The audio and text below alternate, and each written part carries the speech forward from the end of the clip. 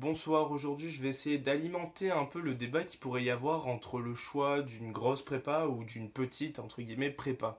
Alors forcément cette vidéo ne s'adresse pas aux gens qui rentrent dans quelques semaines en classe préparatoire, donc en première année, mais plutôt donc aux lycéens qui peut-être l'année prochaine ou dans quelques mois vont devoir choisir leurs vœux sur Parcoursup, si ça marche toujours comme ça, si je me suis pas trop rouillé, et qui vont peut-être à la rentrée prochaine, donc septembre donc 2020, rentrer en prépa, ou en tout cas vont faire le choix. Alors donc, j'ai trois idées, en gros, enfin en tout cas deux idées. La première qui est beaucoup plus grosse et importante, et la deuxième un peu moins, mais qui l'est quand même, qui a quand même son importance.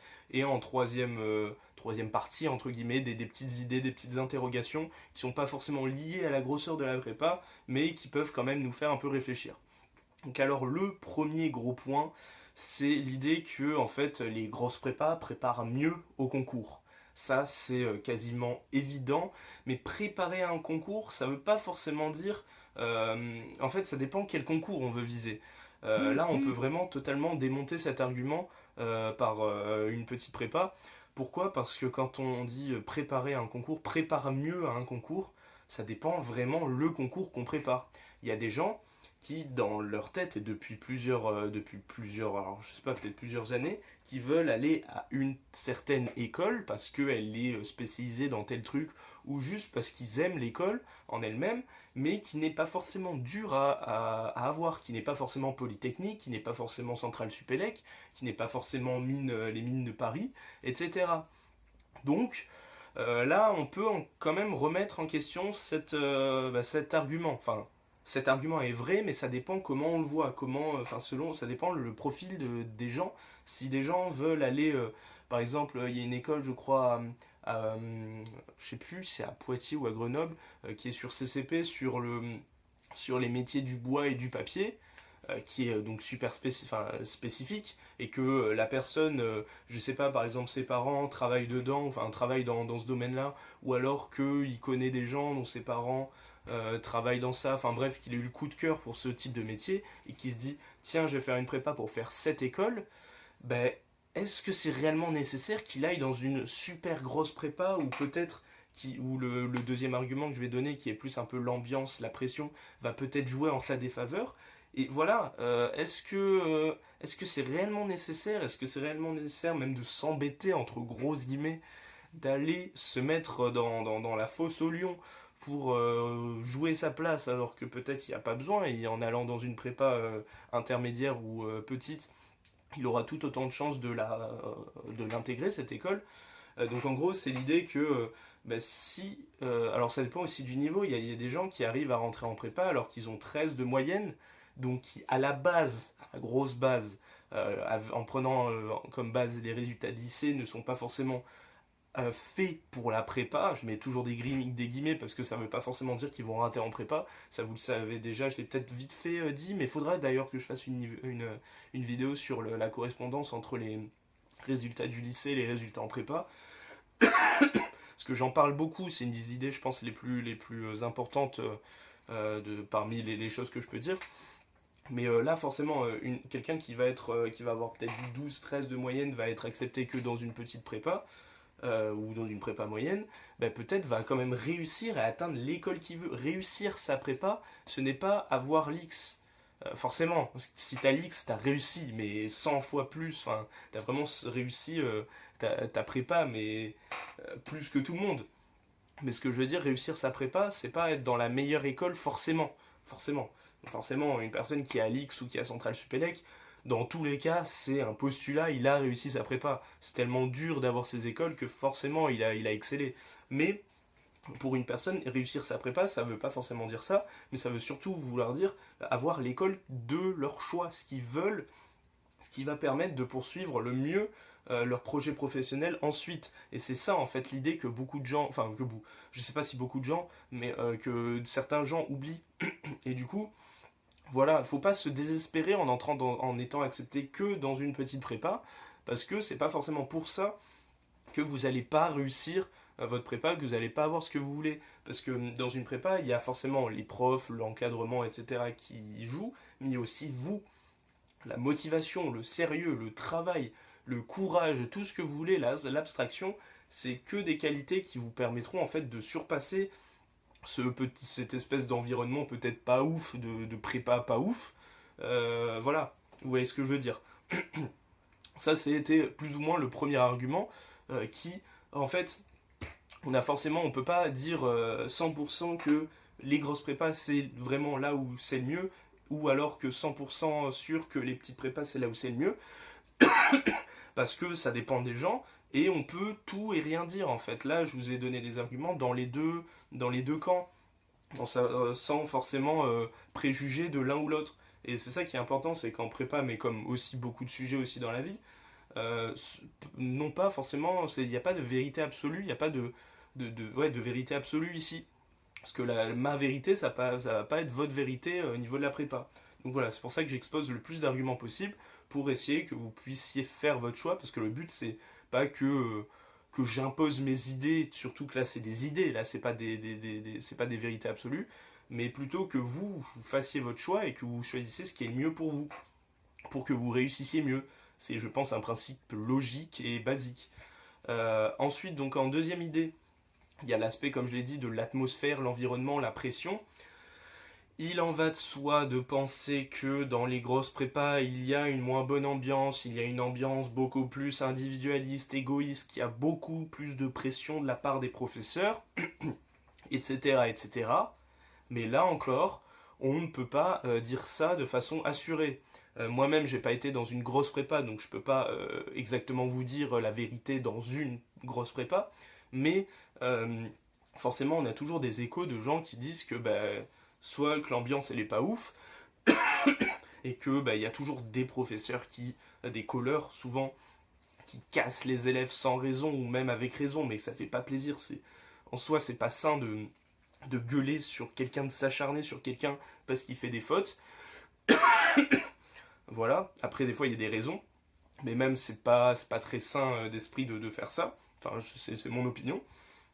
Et au contraire, il y en a qui disent que au contraire, dans des grosses prépas, que c'est pas forcément là où il y a la moins bonne ambiance. Il y a une grosse cohésion des fois. Voilà, là je pense à Lucas Spatial, qui est à Janson de Sailly, donc qui est une grosse prépa, faut se l'avouer, et qui dit que même il est à l'internat, etc., que l'ambiance est bonne, l'ambiance est saine. Une grosse prépa, ça veut pas forcément dire ambiance de merde où on a où on n'a pas envie de travailler, on n'a pas envie de sociabiliser, etc. Là encore c'est ça, mais il est quand même inévitable de penser aussi que dans les petits prépas, il y a une meilleure entre guillemets ambiance, enfin il y a plus de chances, excusez-moi je suis encore malade, il y a plus de chances qui est en fait une bonne ambiance d'entraide, même au niveau des profs, on peut penser que les profs sont plus accessibles, et je pense que plus on va vers une petite prépa, plus on a ce rapport proche entre les élèves et les profs, et même entre les élèves. Donc voilà, mais c'est pas forcément vrai partout. Comme je vous l'ai dit, dans des grosses prépas, il y a des endroits où ça se passe très bien, et je pense aussi des petits prépas où l'ambiance doit être pourrie. Je pense que ça doit exister. Dites-moi en commentaire si vous avez été dans l'un de ces cas, voilà, pour essayer de casser un peu les préjugés qu'on peut avoir. Et en dernière idée, là il y en a plusieurs, il y a des choses qui peuvent balancer dans l'un ou l'autre des camps, petite ou grande prépa. C'est-à-dire le premier petit truc, c'est la difficulté en fait à avoir, à entrer donc sur dossier dans ces prépas en première année. Forcément, plus la prépa est cotée, plus la prépa est grosse, plus c'est dur d'y entrer. Plus ils recrutent des gens qui ont des dossiers qui se rapprochent du 17-18 de moyenne, avec des appréciations irréprochables, etc. Après, chacun des établissements a leur façon de recruter. Il y en a qui ont des façons plus ou moins bizarres que d'autres. Euh, euh, voilà, enfin après il y a des expériences qui sont, enfin il y a eu des expériences à mon niveau ou à d'autres niveaux qui font que des fois on a un peu des doutes sur les recrutements de certaines prépas, que des fois ça arrive que des gens qui ont quelqu'un qui a un meilleur dossier qu'une autre ne soit pas pris dans une même filière, dans une même prépa qu'une autre personne qui a un moins bon dossier. Ça c'est des choses qu'on peut pas trop savoir comment ça se passe. Donc voilà, ça c'est un des risques et un des dangers, ou simplement si par exemple on a que 14 par exemple de moyenne au lycée au niveau du dossier et qu'on veut postuler à Louis le Grand en MPSI, ben là on sait de suite que c'est mort. Après, là, on accède aussi à un peu les inégalités ou pas géographiques, c'est-à-dire que quelqu'un qui va avoir au lycée, par exemple Louis le Grand, au lycée, donc en terminale, un 14 de moyenne, je pense que ça vaut pas la même chose qu'un 14 dans un lycée paumé ou même un lycée d'une petite ville. Ça n'a forcément pas la même importance.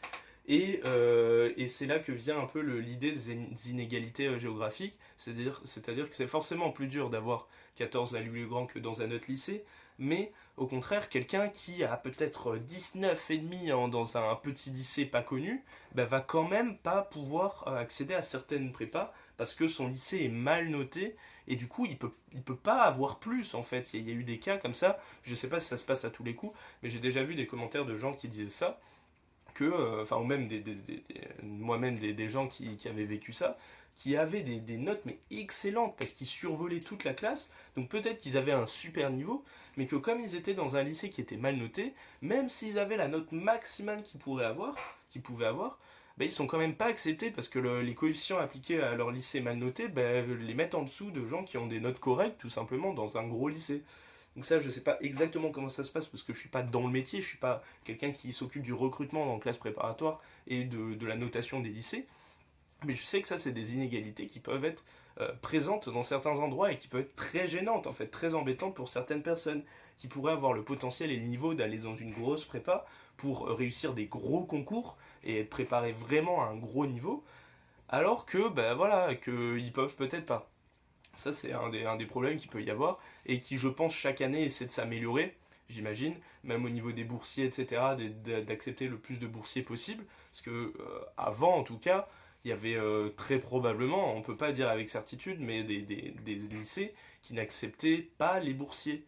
Des gros lycées, en tout cas, qui acceptaient pas ou très peu les boursiers par rapport à une personne qui a le même dossier ou même un petit peu en dessous au niveau des notes, mais ils vont préparer quelqu'un qui n'est pas boursier. Mais ça j'ai cru comprendre que ça change, c'est en train de changer, il y a des quotas, etc. imposés. Donc voilà, ça bouge, mais c'est des choses un peu à garder en esprit.